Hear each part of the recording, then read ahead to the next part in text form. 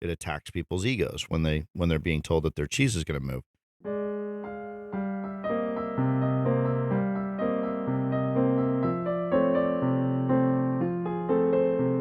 Hey everybody, welcome to today's Jeff Heilman project. So glad that you could tune in, turn us on, whatever you're watching, listening, however your enjoyment of the Jeff Heilman project podcast is.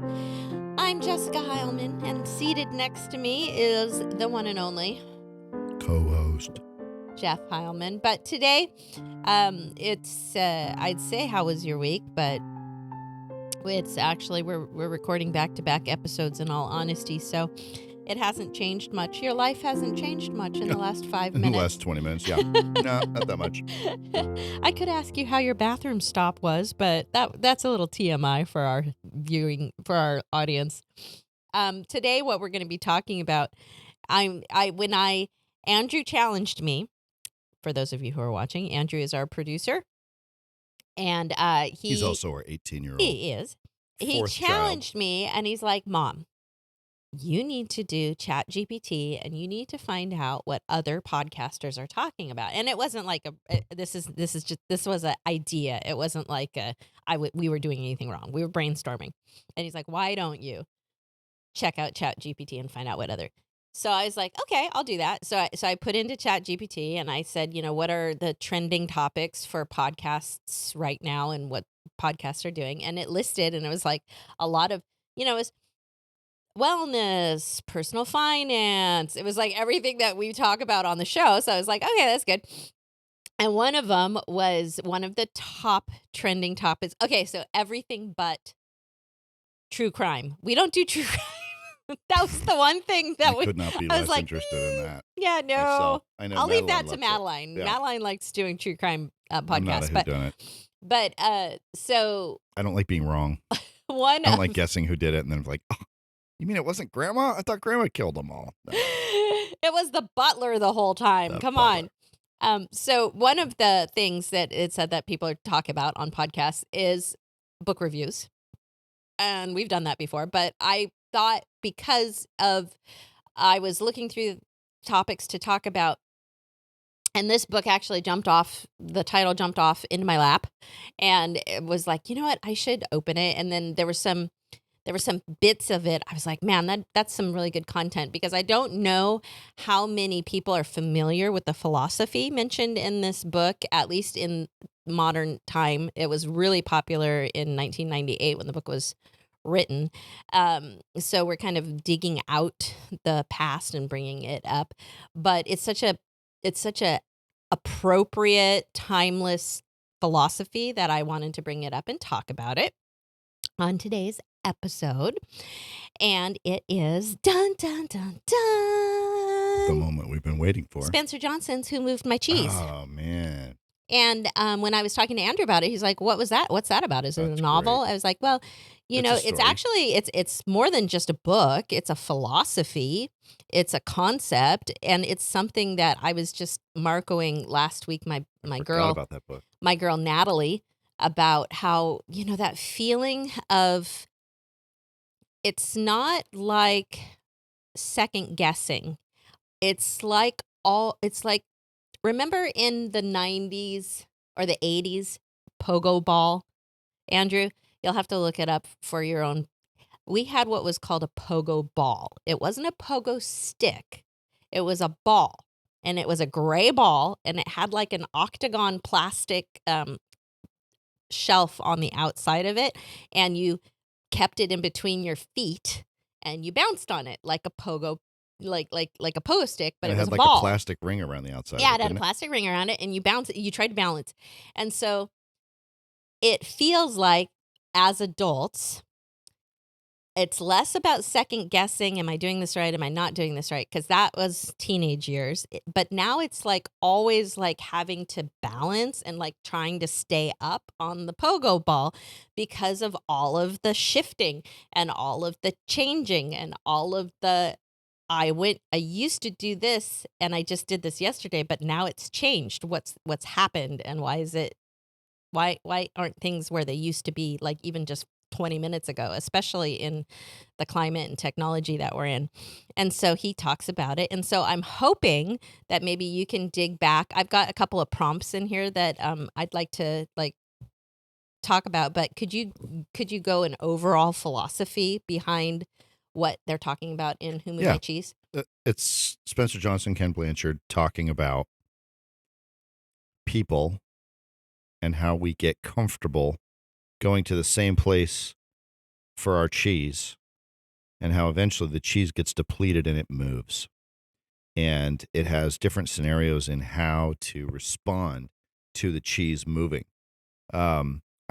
I don't know if it's because I can see market transitions, or because I had personality issues with my managers, because I see myself as somebody who's smart and has great ideas and wants to make things happen, and didn't necessarily articulate that, as I typically get into a lot of trouble telling people what they need to do, not because I'm not right, but because people don't want to be told what to do from somebody that just started and leverage, 25, 30 different jobs of experience that I've got on how to do something different. It attacks people's egos when they're being told that their cheese is going to move.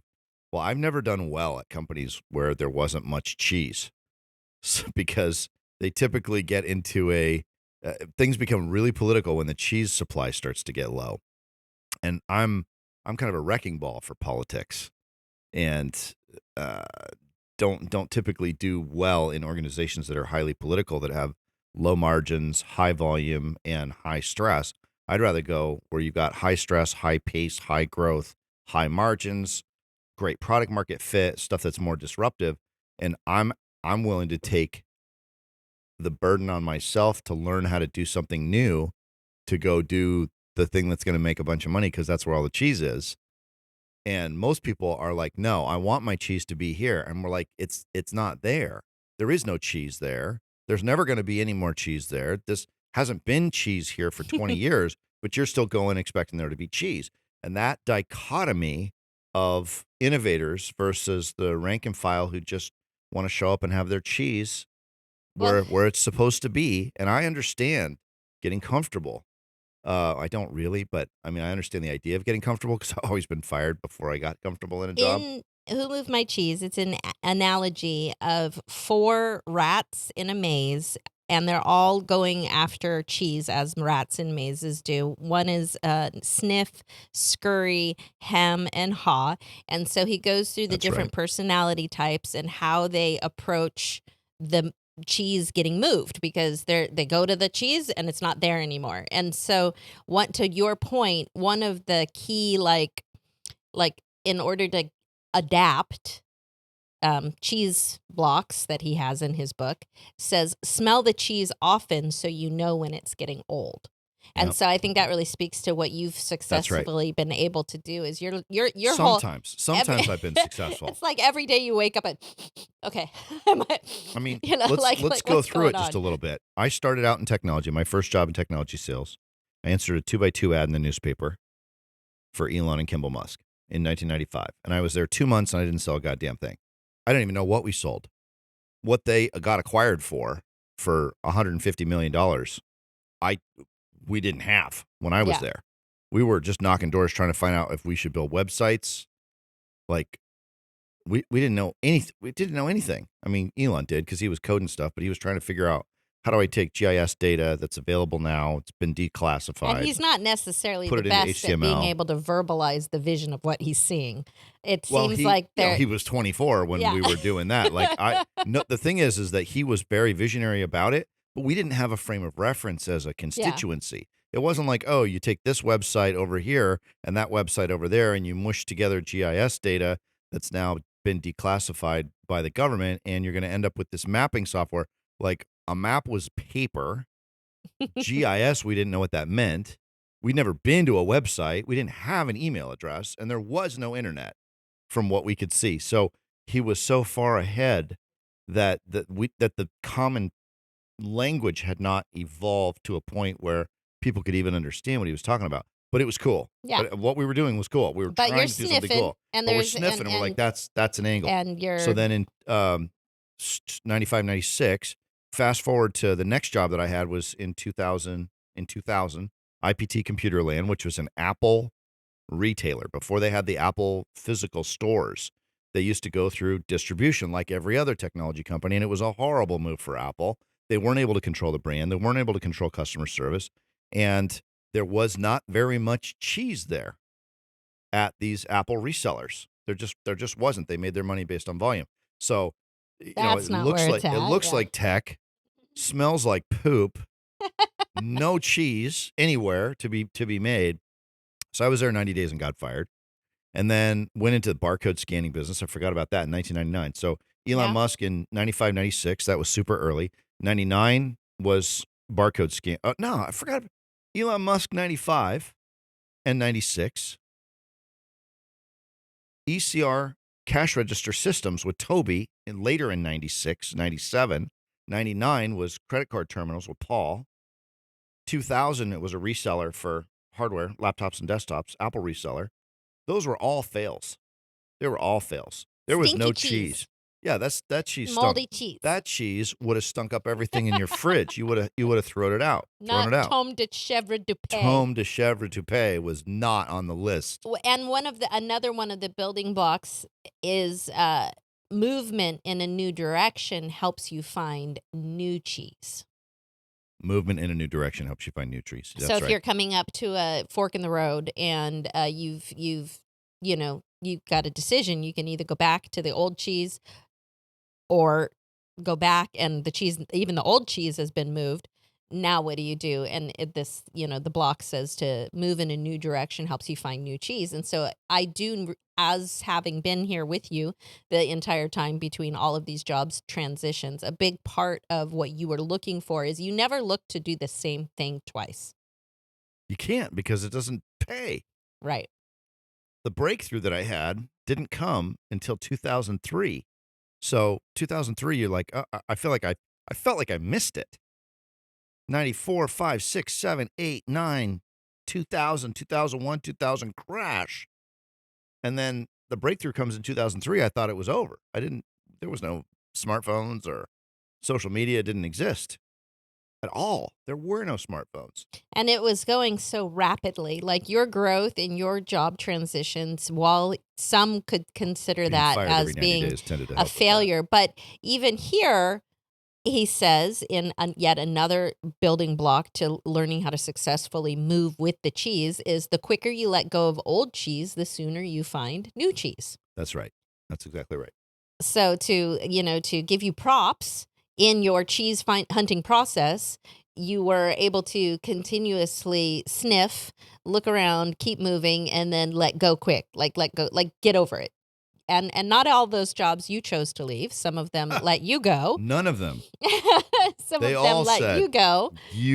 This is just not for us. Whatever you're doing, it's time for you to do it somewhere else.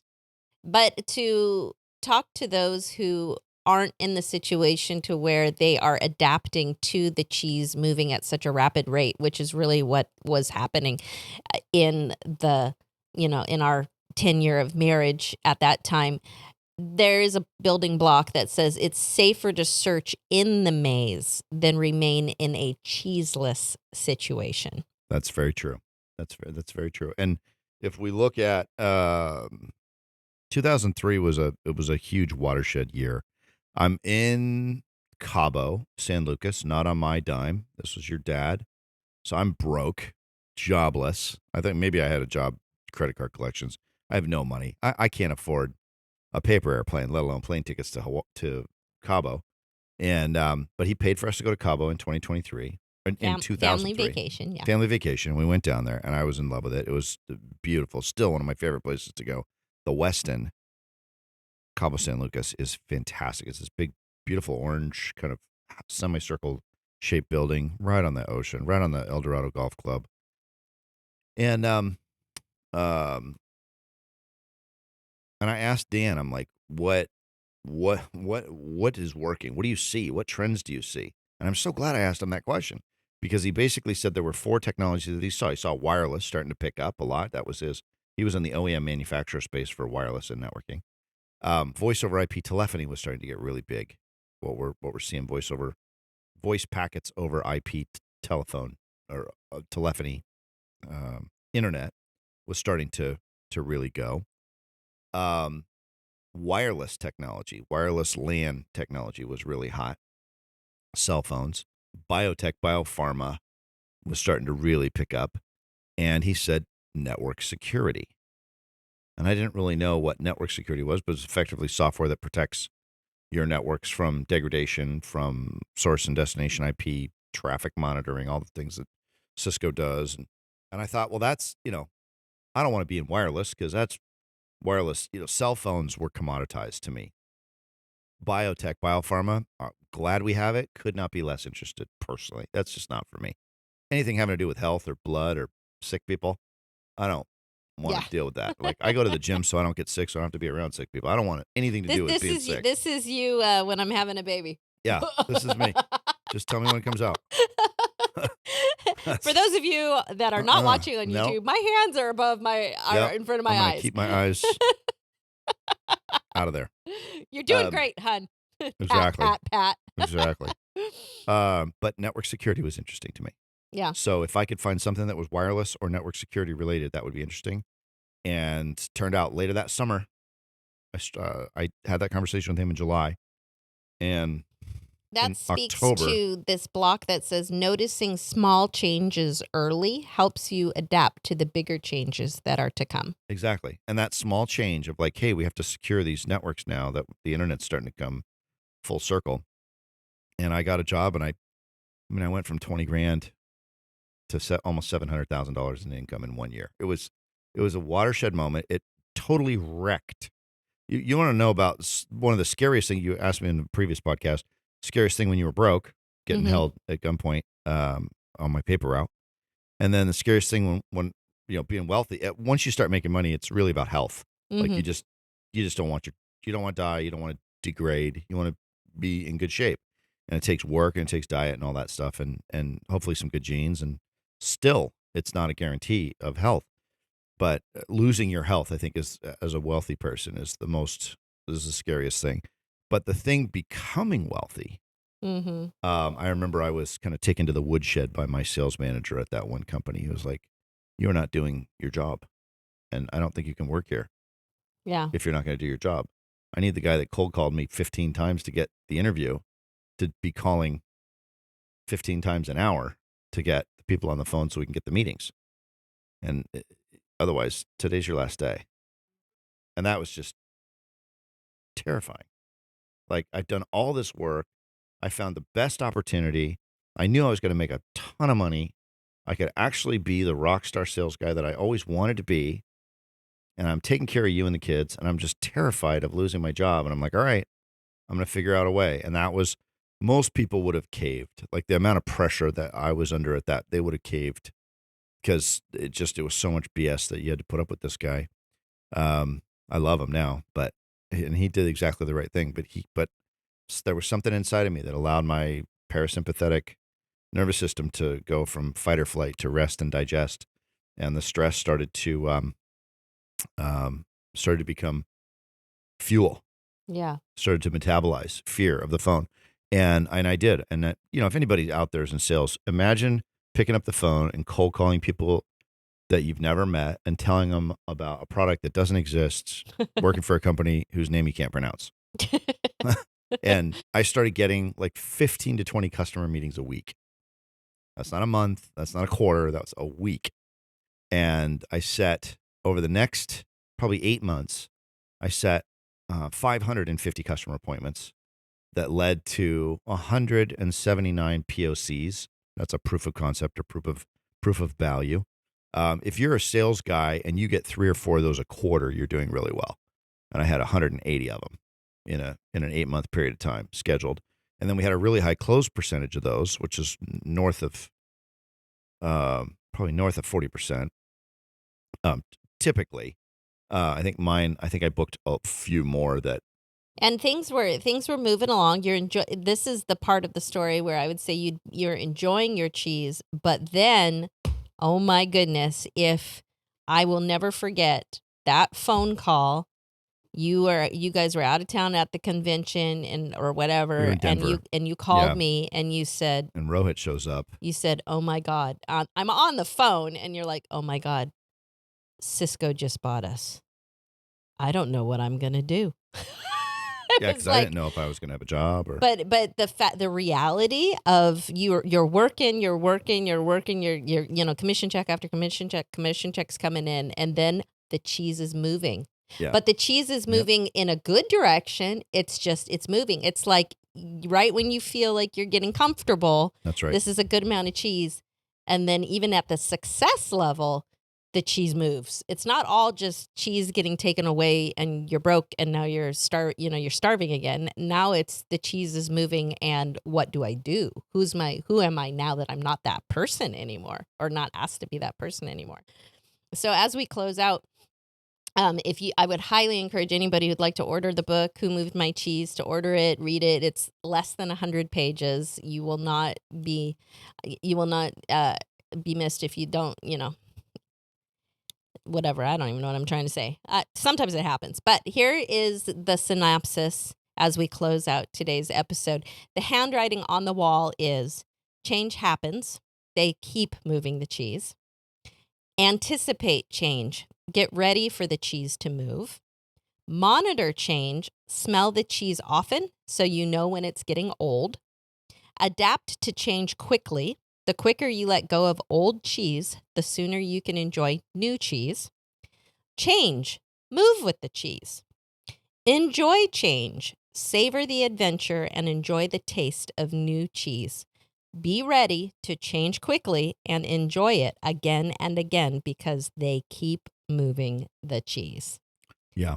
Anything you want to add to that? I would say that I've typically gotten bored with the cheese that I'm eating before it starts to smell bad. And that can be a problem because then you just don't care. I like doing the stuff that's right at the breaking point and nobody's ever done it before. And I've done like largest deal in company history. I've done that 4 or 5 times. And that's exciting to me to take a deal to where you have a software product that maybe sells for $50,000 or $100,000 for a license. And then I'll go find a $10 million deal or $15 million deal and I'll close it and I'll make hundreds and hundreds of thousands of dollars in commission checks. And then it's like, okay, I've done this now. I'm bored. Let's go do something else that's exciting because I've already proven that this works. And typically I need to stay a little longer than I'm comfortable in order to make more money for the hard work that I've done. And that's where you have actually really helped me a lot to say, hey, why don't you stay in this a little while? But I was at Oracle and coming out of COVID, which killed it. I mean, I made more money at Oracle during COVID than I've ever made in my life for a 3-year running trailing average. But it was because we were crossing over that threshold of the cloud back office. But then it was like Larry kind of waves his magic wand and he's like, okay, we're not going to get people off the on-prem stuff as soon as we thought. And so I'm like, all right, there's our sense of urgency is just gone for people moving off a cloud. And so it was like, I could see the writing on the wall is that I probably wasn't going to make a bunch of money for 2 or 3 more years. You're and sniffing. And I'm sniffing. I'm going, somebody, I don't know if it's a cheese or if somebody farted, but this isn't working. And I'm going to find another way. And then that's when I made the transition to where we are now. And as we're seeing, I mean, it's 40 to 50% growth in one product and segment. Oh my God, if you weren't able to take the knowledge, and that's another thing about like the cheese, the more cheese you taste, the more you know about cheese. You're getting cheese knowledge, man. You're able to take Oracle and the stuff that you learned and apply it to, and people are like saying, wow, your systems, your organization, the stuff that you're applying in your current position, we've never seen it before. Like you're way sharp. Like you're the perfect person for this job. Well, when you've been fired, laid off, or gone out of business 30 times, I know people that have failed more nursing than pregnant or babe become pregnant for 20 years. when you failed and failed and failed and failed and failed and failed, you start to recognize stuff that stinks really fast, and you just be like, this isn't a fit, and if you have the self-discipline to cut bait, which can be difficult at times. So for all of our fellow ratters out there, our fellow ratsies out there, keep going, keep trucking in your maze, keep testing those cheeses, keep your nose in the air. Don't let the fact you've had 2 jobs, 5 jobs, 10 jobs, 20 jobs tell you anything different other than you're a mover and you can continue to find the best cheese. You will find the best cheese out there. Yeah, there's always more cheese out there. And every time that I've lost a job, it was typically because the cheese started to smell like shit. And people got frustrated. And then the outliers, the people that live at the edge because they're trying to make stuff happen and they still can kind of keep going even when the cheese stinks.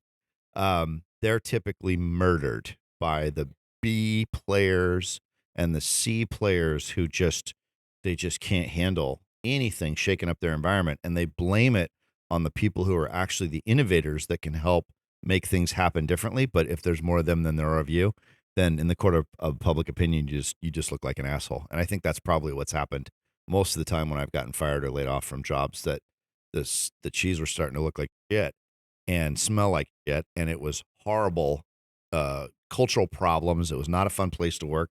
And then I'm just like, what the heck, dude? This is lame. And I'm calling it lame. And they're like, oh, this is my rice bowl. This is where I've been getting my cheese for the last 20 years. I'm like, yeah, 20 years, bro. Do the math. Like tech runs only last maybe 3 or 4 really good years. And I would say a big part of the jobs that you have lost in the past, you started to smell it and you started suggesting ways that they could change. And that's when, heaven forbid, you come up with any ideas. You're like, if we get new cheese and we start selling what if we this started product? selling this cheese? Yeah, I remember. I won't name his name, but there was a guy that I said, look, 95% of your business is over here. 5% of your business is over here. This is going south by 30% a quarter. This is going north by 100% a month. What if I go and work over here? And he fired me the next week. And then a year and a half later, it was exactly what and it wasn't that I was so smart. It's just that you see, for God's sakes, if you've had 50 jobs in technology over 30 years, if you can't see patterns, you better find out what else you're going to do. You can smell that cheddar, baby. I can smell the cheddar, or the lack thereof. Cheddar. So hopefully this encourages any of you listening, watching to, if you're smelling some stinkiness, get the heck out. Get the heck out. Go for that better cheddar. There's better cheddar out there. Love everybody on this podcast. Love you. Thank you. Thanks for watching, so much for liking, being subscribing, doing all the things, Later. and sharing with your buds. Bye. Bye.